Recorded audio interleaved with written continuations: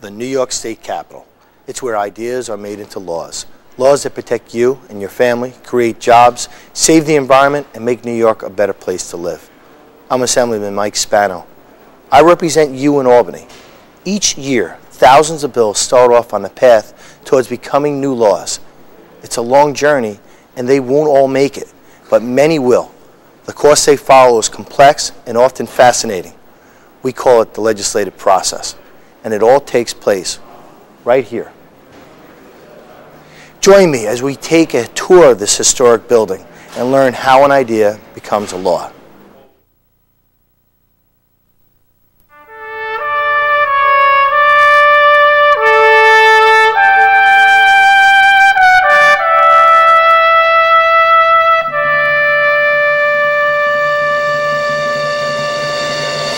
Perched high atop a hill overlooking the Hudson River is an architectural wonder often described as one of the most unique and beautiful buildings in the world. It's the New York State Capitol, and it's the home of your state government. A construction project of epic proportions, the structure took 32 years to build. Work was finally completed in 1899 at a then staggering cost of $25 million. The price tag for the same job today would be $500 million. Planners spared no expense, though, in creating a capitol worthy of the Empire State.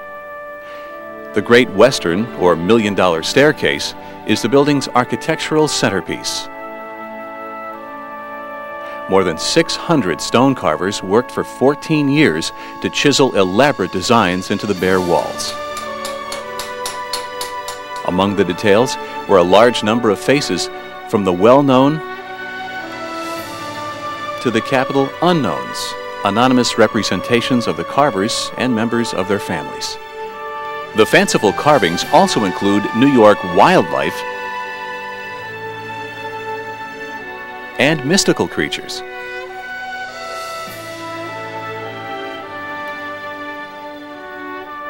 It is near here, on the 3rd floor of the Capitol, where ideas begin their journey on the way to becoming law.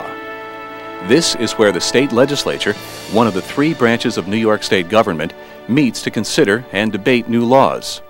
Every 2 years, voters elect a man or woman to represent them in each of the legislature's 2 houses, the Senate and the Assembly. The Assembly Chamber, the Capitol's oldest and largest room, opened for business in 1879. Though it has been through many architectural changes over the years, the chamber remains a grand space.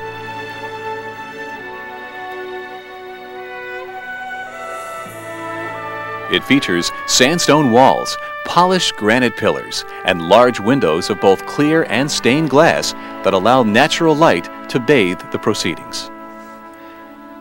The Senate chamber, a short distance away, is smaller but more ornate. Completed in 1881, this imposing room is crowned by a soaring hand-carved oak ceiling, accented with gold leaf paint. Other features include Italian marble archways, polished red granite pillars, and mahogany furniture. The legislature meets in these 2 chambers to consider ideas that will become new laws. But where do these ideas come from?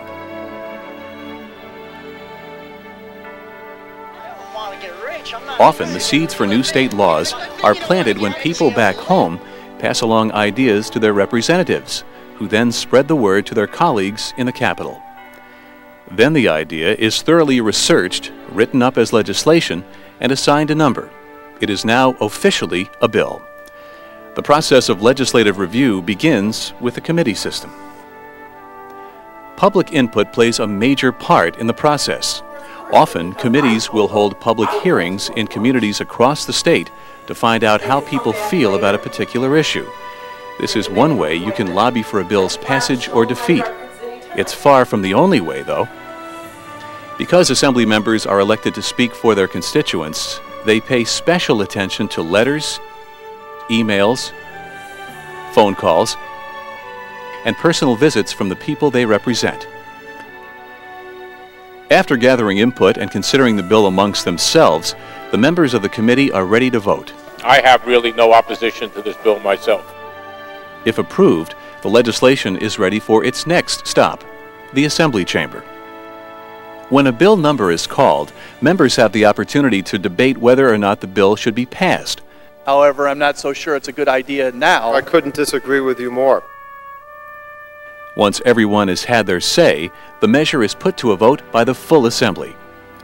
Since the Assembly is made up of 150 members, a bill needs 76 votes, one more than half, to pass. If both the Assembly and Senate pass the exact same legislation, the bill heads to the second floor of the Capitol. This is where the governor's office is located. Here you will find the governor's reception room, which features murals depicting scenes from New York's military history. The Blue Room is where the state's highest court, the Court of Appeals, met for a time. And the Red Room is where the governor, if he agrees, will sign your idea into law. It is now law. Congratulations! Your idea is now New York State law. If the governor vetoes a bill, it is returned to the legislature. Lawmakers may then try to override the governor's veto. If 2/3 of both the Senate and Assembly vote to override, the bill becomes law without the governor's approval. Just about any law you can think of has followed that same careful, deliberate procedure. The bill is passed.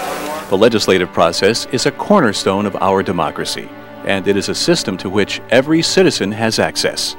In the New York State Capitol, laws are passed for the people, but more importantly, those laws are created by the people.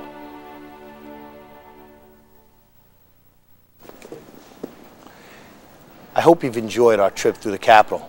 If you get a chance, come visit us here in Albany and see this beautiful building and experience the legislative process for yourself. After all, it's your state government.